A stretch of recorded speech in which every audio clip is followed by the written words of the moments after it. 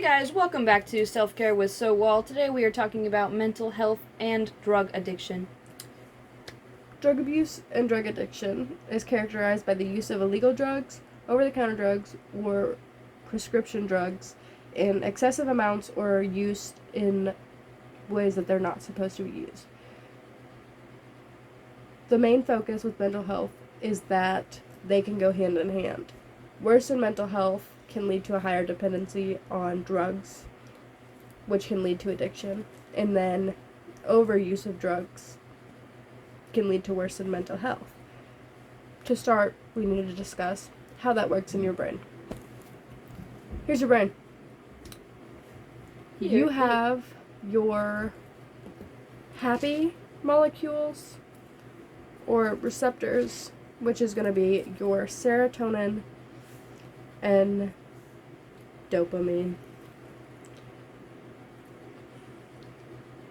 Your serotonin is your long-term happiness and pleasure molecule in your brain, and is typically in use for when you are hanging out and making connections with people, which is why making connections is so important. Then you have your dopamine. This is your feel-good, your instantaneous gratification molecule based around short-term pleasures, which is your main factor of addictions and your greediness sort of attitudes towards things.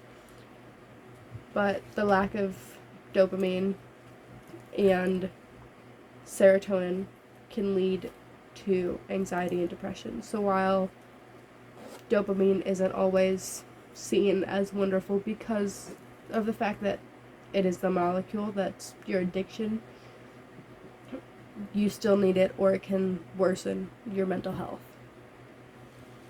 Then your contributing factors. Contributing factors for drug addiction is Genetics, social surroundings, mental state, and lack of options. Lack of options specifically is whether they don't have options financially, personally, or otherwise. So they turn to drugs to cope, and they become hooked or addicted. There was a study on that called Rat Park, where Sorry, I remembered it. Basically, they had a rat that had water and drugs in the water. And then they had a rat that was way better off. It had a family of rats. They were great. The rat that had a family did not take the drugged water. The rat that did not what, was I wrong? You're kind of right. Oh. The difference is the first rat was isolated, didn't have anything, it didn't have options. It just had regular water, drugged water, and it got addicted until it finally passed away. Then you go into the other one where these rats have huge communities, got a bunch of entertainment, has a bunch of different rat food, just everything that a rat would want. Their little utopia. Yeah, rat utopia basically. And then it still had that drugged water and the regular water, and they realized where they would all prefer regular water. Even the ones who would try the drugged water, they'd go, real life is better than this. So they wouldn't get hooked. They'd try it once and go away. Where the other one, they went, this is better than real life. And they kept going back. Which is essentially how some addictions can be caused. Your mental state portion of contributing factors is where your dopamine, a lack of it, can cause addictions. Lack of it can cause anxiety and depression. But people with anxiety and depression already from a lack of serotonin or societal things may try to use drugs to cope, and then they end up abusing them. And then people with mental illness are up to 3 times more likely to use drugs and alcohol recreationally, which can lead to drug abuse and drug addiction. Then your social surroundings is specifically where we're discussing, at least for this mental health promotion, is we're focusing on teens. Teens, your social surroundings, your friends you're with, stuff like that, where if they are all doing drugs, you are more likely to try drugs, regardless of where you're at. And then there's genetics, where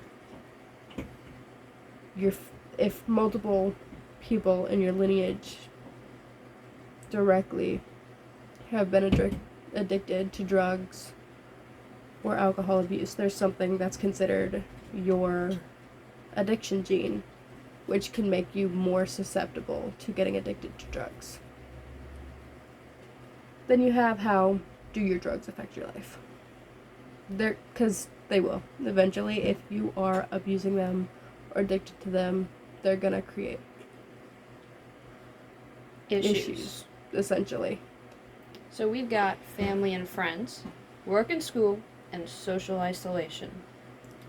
So, with family and friends, your main issue is your relationship is deteriorating due to how people react on drugs or in withdrawal from drugs, which can be erratic behavior, dishonesty, or just neglect. And these people are going to want to distance themselves regardless, because it's better for their mental health if they're not worrying about the person who's addicted 24/7, because it can cause emotional distress, confusion, and worry for family and relationships. Then your work and school, those are going to be affected through drug abuse, which can impair productivity, increase absenteeism, and cause difficulty in concentrating. This can lead to job loss or academic failure because you can't focus. And then your social isolation, where people who are further into addictions will start to withdraw from the people around them, families, friends, long-term relationships, short-term relationships, leading to increased isolation and a worsened mental health overall. So your mental health aspect of that is, it can create anxiety and depression, where with the depression, you're going to deplete the brain's natural supply of serotonin, dopamine, and it's going to enhance those feelings of sadness, hopelessness, and loss of interest in your life. Then drugs like cocaine or marijuana can start with feelings of euphoria, but can lead to heightened anxiety, panic attacks, and a general feeling of unease, which are all of your anxiety symptoms. Psychosis is one not as visible, sort of, where you end up with the stigma of all these people dealing with psychosis are mistaken for people on drugs and vice versa. But certain drugs like meth and LSD can actually cause hallucinations and delusions and cause the user to lose touch with reality entirely, which can contribute to long-term mental health problems like schizophrenia. Then long-term drug use can affect your memory, attention, and ability to process information as well. All of this in general is a cycle where you use drugs, whether it's you're starting with mental health problems or you haven't dealt with any at all yet, and then it causes more mental health problems, you increase more drugs to try to cope, you get worse mental health, and then you create a dependency cycle for these drugs. Now, using drugs, every single drug user has, at least when you buy it out on the street, anywhere, if you're not getting it legally, which a lot of people, when they're abusing drugs, they end up at some point not getting them in the most legal ways,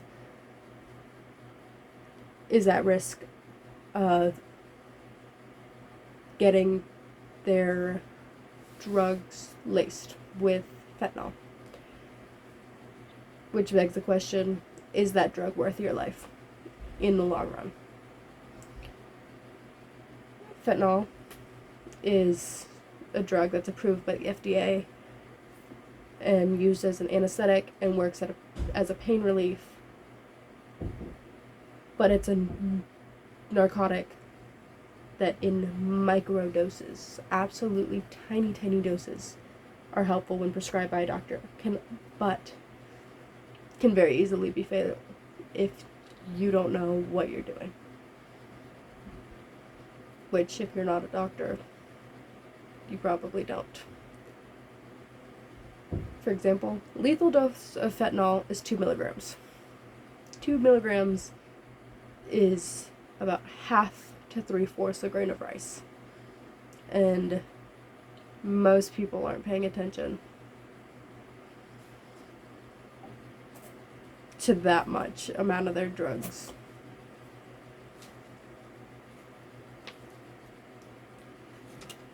Now, you have your risk of overdose. Using What do we drugs. do? I'm sorry. What do we do if we overdose? Overdose, or at least suspected overdose. The things to look for when someone's about to overdose. When you think someone's overdosing, is pinpoint pupils, unconsciousness or non-responsiveness, or even just in and out of consciousness, or slowed or shallowed or stopped breathing entirely. Now, pinpoint pupils, some people, like me, have pen lights where you go like this, look at me, you're going to have them try to look at your nose, and you're going to go like this, see if their pinpoints dilate at all. And this is like a little display. This is typically a pinpoint. Some people will actually have their pupils smaller than that, which frankly seems insane. And then she begged the question earlier when I was going over this, what about things like mono or stuff like that? Because if you find them unconscious, you want to do 1 round of rescue breaths, because you don't know the last time that they had any oxygen going to their brain. I have this little thing, CPR face shield. I'm not opening it. My teacher mentioned it looks like a little shower curtain. It does. And it has a little, like, breathing piece through it where you stick it over their mouth and you inhale. Where you're going to get a tight seal from your mouth, but you can still inhale to theirs, where you're going to do chin lift, head back, but open the mouth. Now, for overdose, as soon as you come off and you think someone's overdosing, call 911. First thing, always. Unless they're unconscious when you show up, where you're going to do the rescue breath, then call 911. Now, for opioids specifically, what you can do is NARCAN. This is what a lot of NARCAN looks like that you can buy at Publix or Walgreens or most pharmacies these days. Just looks like this. And it'll actually come with 2 in a pack, 4 milligrams of NARCAN each. If you're worried or even just doubtful that they're having an overdose, use it. It's not going to harm them. It's not addictive. They're not going to get high off of it. What it's going to do is it's going to stop the effects of the drugs. Like that. You're going to do the ones we have here, the ones I have, are going to be the nasal ones, where you're just going to stick it up the nose and you're going to press this. The thing is, there are some that you prep before you use it. Do not push this button until you're ready to administer the dose and it's up the nose, because that's all you got in here once you press up. You're going to wait 3 to 4 minutes, see if they're responsive. If they're not, administer the second dose. Some people need more than one for it to work. Key thing, it's only going to work 30 to 40 minutes. That's it. Which is why you need ambulance on the way, because they still need to go get their stomach pumped. Some people can wake up confused. You want to reassure them, be like, hey, you just overdosed, in like a calm manner, and make sure they don't have anything harmful near them, or they're not going to do any more drugs. And you want to keep them with you until an ambulance arrives. Now, others, unfortunately, can wake up going, where did my high go?